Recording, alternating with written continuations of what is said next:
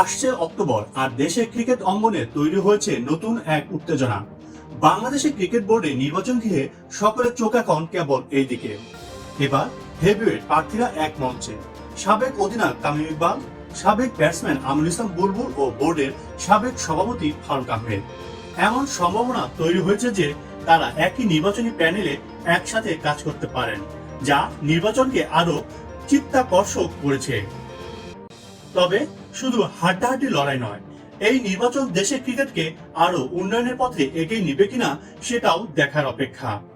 ইতিবাচক দিক হলো একের পর এক প্রার্থী আগ্রহ প্রকাশ করছেন, যা দেশের ক্রিকেটে নতুন আলো যোগ করছে। প্রথমে তামিম ইকবাল নির্বাচনে অংশ নেওয়ার ঘোষণা দেন। তিনি বোর্ডের কার্যক্রমে সরাসরি অবদান রাখতে চান। আর বুলবুল, যিনি ক্রিকেটের কুইক টি-20 ইনিংসে পরিচিত, এবার বোর্ডে আসার মাধ্যমে টেস্ট ক্রিকেট ও দেশের ক্রিকেটের সার্বিক উন্নয়নে কাজ করতে চান।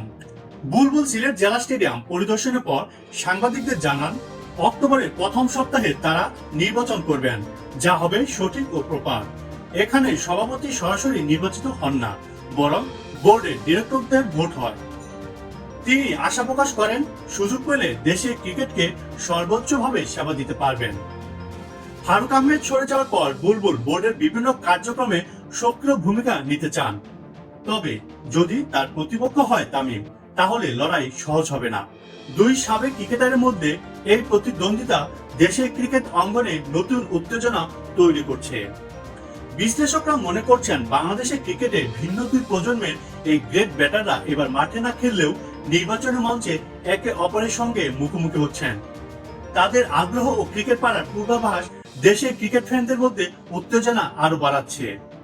বিশ্লেষকরা মনে করছেন, এই নির্বাচনের ফলাফল শুধু বোর্ডের ক্ষমতার ভাগাভাগি নয়, দেশের ক্রিকেটের উন্নয়ন ও নতুন নেতৃত্বের জন্য গুরুত্বপূর্ণ হবে।